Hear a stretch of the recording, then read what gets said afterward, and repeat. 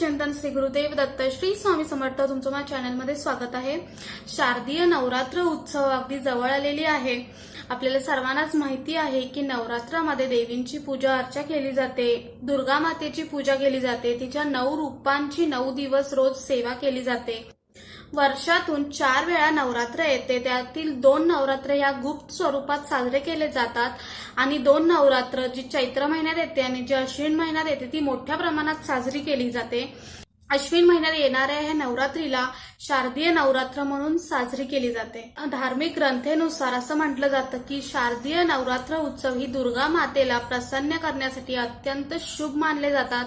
हे 9 दिवस नवरात्रीचे 9 दिवस हे अत्यंत शुद्ध व पवित्र मानले जातात। यामध्ये केली गेलेली सेवा, पूजा, पाठ, उपासना सर्व काही अत्यंत शुभ फळ देणारं आपल्याला ठरतं आणि त्याचबरोबर आपल्याला सुख, शांती, समृद्धी, ऐश्वर्य सर्व काही प्राप्त होणार आहे। तर सर्वात प्रथम घटस्थापने दिवशी घट स्थापन करून नवरात्राची सुरुवात होते। तर या वर्षीची नवरात्राची घटस्थापनेचा पहिला दिवस जो आहे तो आहे 15 ऑक्टोबर 2023 रोजी घटस्थापना आहे।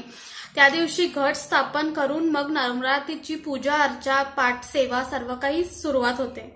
तर नवरात्रीच्या 9 दिवसांमध्ये वेगवेगळ्या दिवशी वेगवेगळ्या रंगांचं महत्व आहे, तर त्याचा मी व्हिडिओ एक वेगळा बनवणार आहे। त्याचबरोबर या 9 दिवसांमध्ये कोणते पूजा पाठ करावे, कोणत्या ग्रंथाचं पारायण करावं हे सर्व काही मी दुसऱ्या व्हिडिओमध्ये सांगणार आहे।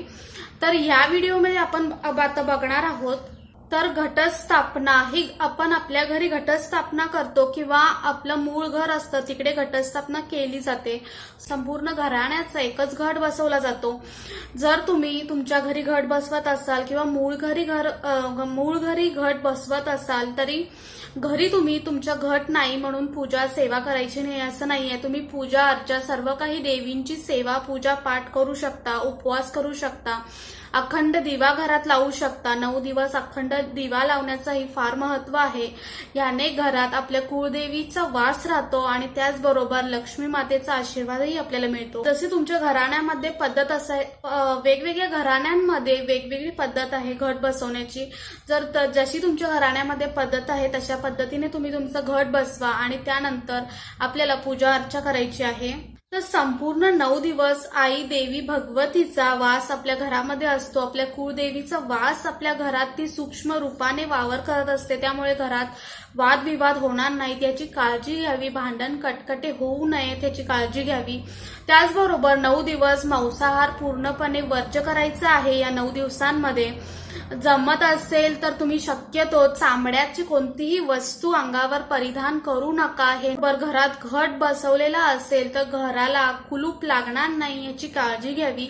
घरात कोण नाही तर कोण व्यक्ती आहे याची काळजी घेऊनच बाहेर पडावं, जेणेकरून घरात घट बसवलेला असतो म्हणजे आपली कुळदेवीचा वास आपल्या घरात असतो, तर त्यांना आपण घरी असं कुलूप लावून जाणं योग्य नाही। त्यामुळे घराला कुलूप न लावण्याचा प्रयत्न करा। त्याचबरोबर या 9 दिवसांमध्ये नख कापायची नाहीयेत, केस कापायचे नाहीयेत याचीही काळजी आपण घेतली पाहिजे। हे 9 दिवस कुणाचीही निंदा करू नये, तसं तर कोणाचीच निंदा कधीही करू नये, पण हे 9 दिवस देवीचा वास आपल्या घरात असतो त्यामुळे कोणाचीही निंदा करू नये आणि देवी आईची सेवा पूजा आपल्याला मनोभावे या 9 दिवसांमध्ये करायची आहे। तर नवरात्रीमधले हे काही छोटे छोटे नियम आहेत जे आपल्याला पाळायचे आहेत। घट आपल्या घरी बसलेला असो किंवा नसो, पण हे काही नियम नवरात्रीच्या 9 दिवसांमध्ये पाळायचे आहेत। आणि जर या 9 दिवसांमध्ये जर तुम्हाला विटाळ आले किंवा सुतक आले तर बाहेरच्या कुणाकडून तरी आपल्याला रोजची पूजा देवीची आणि आरती करून घ्यायची आहे आणि त्यानंतर त्यांच्याकडूनच घटाचं विसर्जनही करून घ्यायचं आहे। आणखीन एक महत्वाची गोष्ट म्हणजे नवरात्रीमध्ये 9 दिवसांमध्ये अगदी कधीही 9 दिवसांमध्ये तुम्ही एकदा तरी अवश्य तुमचे कुळदेव आणि कुळदेवीचं दर्शन अवश्य घ्यायचं आहे। कुळदेवीची आपल्याला ओटी भरायची आहे, ती आपल्या कुळाचं रक्षण करत असते, आपलं वंशवृद्धी करत असते। त्यामुळे कुळदेवीचं दर्शन घेणं फार महत्वाचं आहे या 9 दिवसांमध्ये। तर ह्या 9 दिवसांमध्ये आता समजा तुमची कुळदेवी आहे तुळजाभवानी, तर तुम्ही म्हणाल तुमच्या घराजवळ एखादं तुळजाभवानीचं मंदिर आहे, तिथं जाऊन आम्ही दर्शन घेऊ. पण तसं नाही. तुमचं मूळ शक्तीपीठ, आता तुळजाभवानीचं मूळ शक्तीपीठ हे तुळजापूरला तुळजाभवानी मातेचं मंदिर आहे. तिथेच जाऊन तुम्हाला दर्शन घ्यायचं आहे, तिची ओटी भरायची आहे. तुमची यथासांग तुम्ही ओटी भरा. मूळ पीठावर जाऊन तुम्हाला दर्शन घ्यायचं आहे. देवांचं कुळदेवी असो किंवा कुळदेव असो त्यांचं, तर वर्षातून एकदा ही नवरात्र येते, तर त्यांच्यासाठी आपण इतकं तरी अवश्य करू शकतो. 9 दिवसांमध्ये अगदी एखाद्या रविवारी सर्वांना सुट्टी असते, त्या दिवशी तुम्ही कुळदेवांना जाऊ शकता. एक दिवस तुम्ही कुळदेवासाठी अवश्य काढू शकता नवरात्रामध्ये. तर नवरात्रीमध्ये ही एक सेवा आपल्याला कुळदेवांसाठी करायची आहे.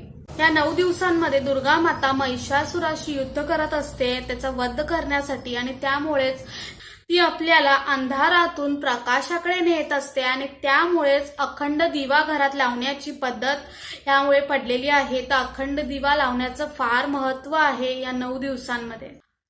त्यानंतर घटावरती आपल्याला फुलांच्या माळा रोज सोडायच्या असतात. त्याचबरोबर काही ठिकाणी महाराष्ट्राच्या काही भागांमध्ये कडाकण्या बनवल्या जातात, आणि कडाकण्यांची माळ देखील घटावर सोडली जाते. तर वेगवेगळ्या ठिकाणी वेगवेगळ्या पद्धती आपल्याला पाहायला मिळतात. जशी आपल्या घराण्याची पद्धत आहे तशी आपल्याला करायची आहे.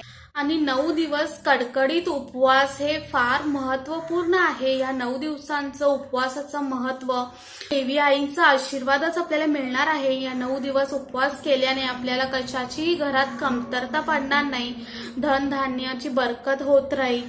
तर 9 दिवस उपवास करणे हल्लीच्या या धक्काबुक्कीच्या जीवनामध्ये सर्वांना जमत नाही. सर्वजण वर्किंग असतात, त्यामुळे उपवास करणं जमत नाही. पण काही लोक उठता बसता करतात पूर्ण उपवास, तर काही लोक एक वेळ जेवून उपवास करतात, तर काही फळं खाऊन करतात. खिचडी, भगर सर्व काही आपण उपवासाचे पदार्थ खाऊन देखील उपवास करू शकतो. तर हे सर्व करत असताना आपल्याला आपल्या आरोग्याची काळजी घ्यायची आहे, आणि त्याप्रमाणे उपवास जसं जमेल तसं आपल्याला करायचं आहे.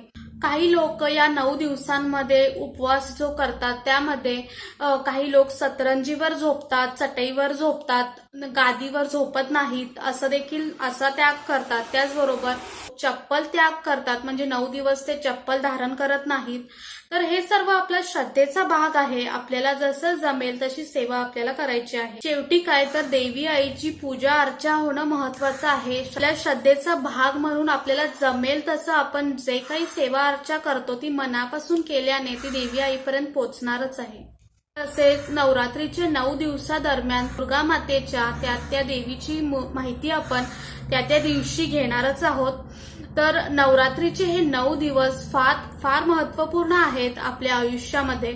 वर्षातून एकदा ही नवरात्र येते, आणि ह्या नवरात्रामध्ये आपण जितकी सेवा करू देवी आईची तितके फळ आपल्याला मिळणार आहे. या 9 दिवसांमध्ये एक गोष्ट लक्षात ठेवावी की काळा रंग अजिबात वापरू नये, परिधान करू नये. काळ्या रंगाचे कोणतेही कपडे परिधान करू नये, कारण काळा रंग हा अपवित्र मानला जातो. आणि शक्यतो जर तुम्ही पूजा पाठला बसणार असाल तर काळा रंग तर अजिबात धारण करू नका. काळा रंग सोडून कोणत्याही रंगाचे कपडे धारण करा आणि पूजा पाठ करा. याचं अवश्य नवरात्रीमध्ये तरी पालन करा. तर घटस्थापना 15 ऑक्टोबरला आहे. त्याआधी आपल्याला घराची सर्व साफसफाई करून घ्यायची आहे, घरदार स्वच्छ करून घ्यायचं आहे. जसं आपण एखादा पाहुणा घरी येणार असतो तर जशी आपण साफसफाई करतो अगदी तशीच देवी आई साक्षात आपली कुलदेवी माता भगवती माता आपल्या घरी येणार आहे, 9 दिवस वास करणार आहे. त्यामुळे घराची साफसफाई ही अवश्य करा. तर नवरात्रीचे हे 9 दिवस आपल्याला देवींची पूजा अर्चा करायची आहे. त्याचबरोबर आपलं आरोग्य सांभाळून आपल्याला उपवास करायचा आहे. आणि त्याचबरोबर नवरात्रीचे 9 दिवस त्या रंगाचे कपडे त्या दिवशी परिधान करण्याचा अवश्य प्रयत्न करा. हे अत्यंत शुभ फळ देणारे आहे. आपल्याच आयुष्यासाठी याचा उपयोग होणार आहे. आपल्यालाच आपल्या आयुष्याचं कल्याण होणार आहे. शारदीय नवरात्र उत्सवाच्या तयारीला लागूयात. भेटूया अशाच नवीन व्हिडिओमध्ये. व्हिडिओ आवडला असेल तर लाईक, शेअर आणि सबस्क्राईब करा. श्री स्वामी समर्थ.